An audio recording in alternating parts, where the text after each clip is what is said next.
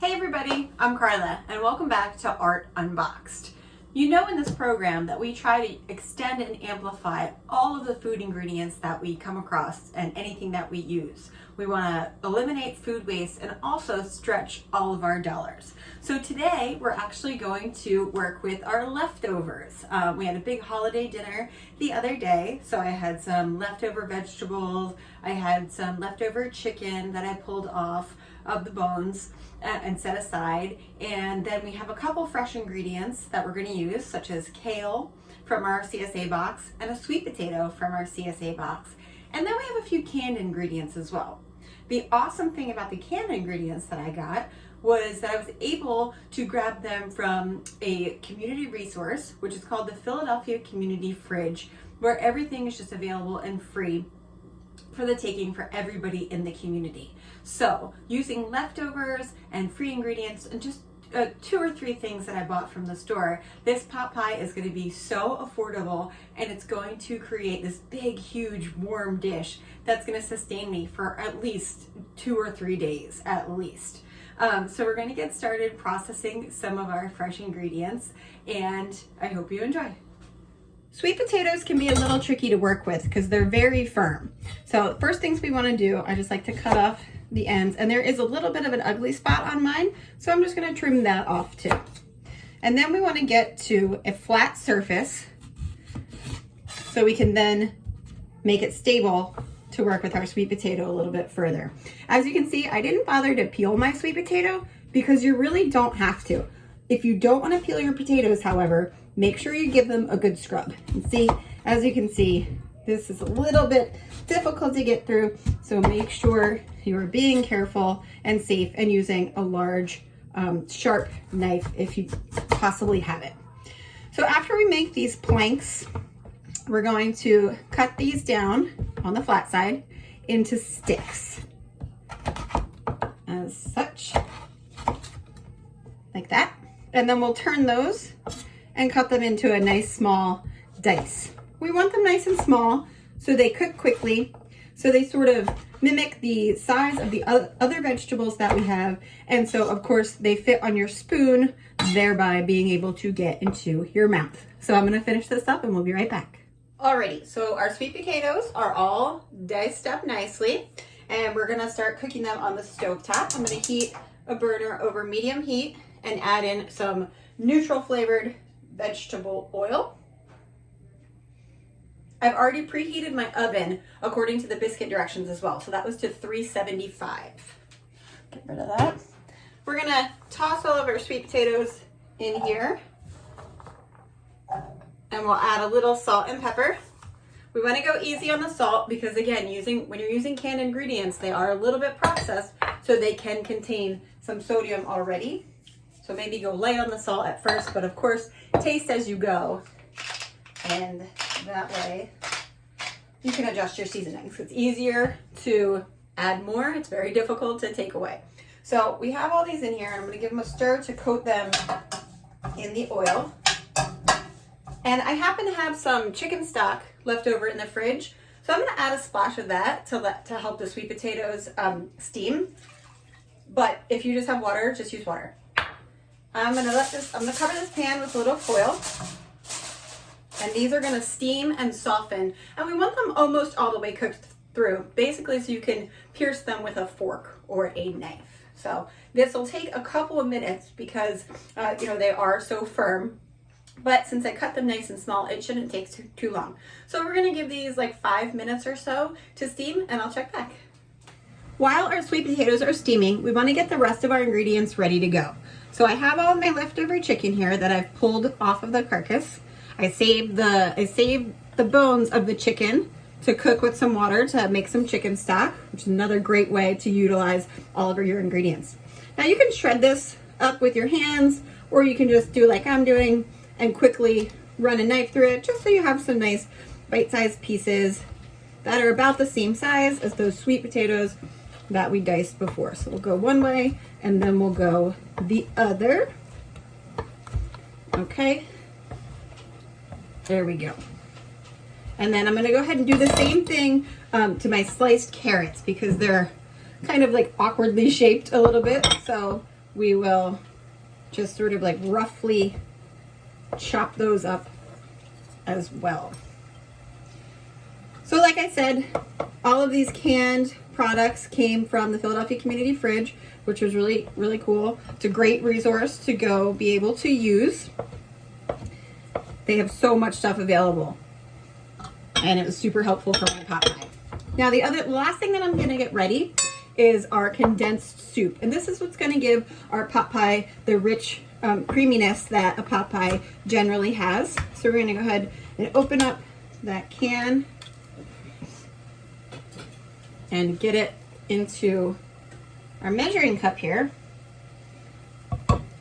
And then I'm actually gonna rinse out the can with milk. I'm gonna fill it all the way to the top. And I'm using milk because I happen to have milk. We get milk in my daughter's school lunch distribution. So again, that's another thing that is free to me, which is awesome. So this dish is going to make a huge pan, and really I only had to buy a couple ingredients. So we're just going to combine those two together, and that will be the sauce for our pot pie. Now I'm going to go check on our sweet potatoes, and hopefully we can get going with everything else. So there's our sweet potatoes. Let's see if they're able to be pierced by a knife. And yes, they are. So they're actually ready to go. So now we can pretty much add everything else in. We'll go with kale first. There we go. And I'm going to cover this again for basically just like 1 to 2 more minutes so the kale wilts down as well. Okay, the kale has cooked down. It's turned this really beautiful, like vibrant green color. And it's cooked down to make room in our pot for all of our other ingredients. So we'll just go ahead and add all of our chicken in, our carrots. And again, if you had other things that you wanted to add, maybe turnips, rutabaga, mushrooms, I'm missing mushrooms. And of course I would have started this with an onion and celery, but I don't have that in my fridge right now. So I'm not gonna go spend any extra money to get some. I'm just gonna use what I have. So corn will go in. And then our green beans as well. They add a lot of butter on them, so that's gonna add some nice flavor. And then, of course, our peas, which were from my freezer. Who knows how long they've been in there, but they're still good. All right, we're gonna stir all of this beautiful, beautiful dish together. It's already so colorful, so vibrant. I'm gonna turn my heat down a little bit because this burner tends to get very hot. So this is our beautiful, colorful dish right now, the filling of our pot pie. And all we need to do now is add our liquid. So we have the condensed soup and our milk mixture. Again, if you don't have milk, you can just use a little bit of water, or if you happen to have, I don't know, gravy left over or a stock, you can add that as well. So we'll just mix all of this up, and then we're gonna top it with biscuits. We're gonna let it stew together for just a little bit, maybe 5 to 10 minutes, and then we're gonna top it with biscuits and get it in the oven. So our pot pie filling has been simmering away. Everything's really come together. It's nice and thick, which is exactly what we want in a pot pie filling. I adjusted the seasonings. I tasted and adjusted. It did need a little more salt and pepper. And then I decided at the last minute to add some curry powder. So now I have a curry chicken pot pie. I added about 2 tablespoons, and that's just because that's what I had here. If you have stuff in your cabinet that you want to use, like cumin, maybe some paprika, some chili powder, anything like that, go ahead. This would be the perfect place to add those things. So I added curry and a couple dashes of hot sauce because I rarely make anything without hot sauce. We're gonna get going on our biscuits, and we'll show you the final product. All right, so now we're gonna top our pot pie filling with our biscuits. We just got generic, like buttermilk biscuit, whatever kind you like, or you could even use our drop biscuit method with using the cornbread mix it up according to package directions, and then drop dumplings on top.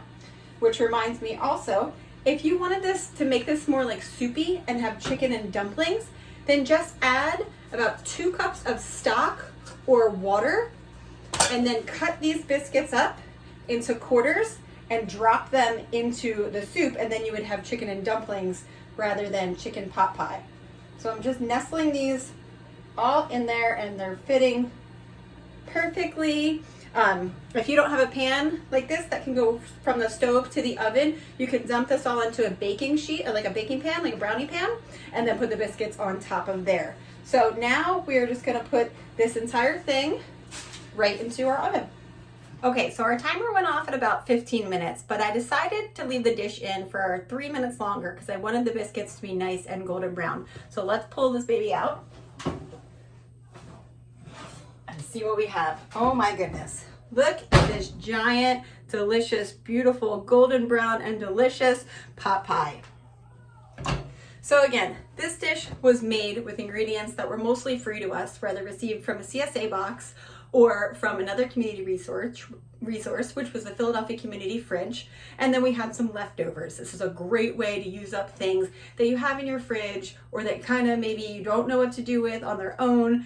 It's a great way to mix different things together and create a nice, big, beautiful dish that will sustain me for days and days, because this is so hearty and so filling, and it's huge. This probably costs less than 50 cents per portion, and each portion will be nice and hearty and filling. So our Art Unboxed haiku inspiration that we're asking you to contribute on today is going to be pie. So whether that means a savory pot pie like this, or it's a sweet pie, or maybe even a pizza pie, or a memory of making pie, whatever that might be, we want to hear back from you. So email us at artunboxed.nvha@gmail.com with your thoughts and your input and your inspiration of pie. Always remember to eat your art.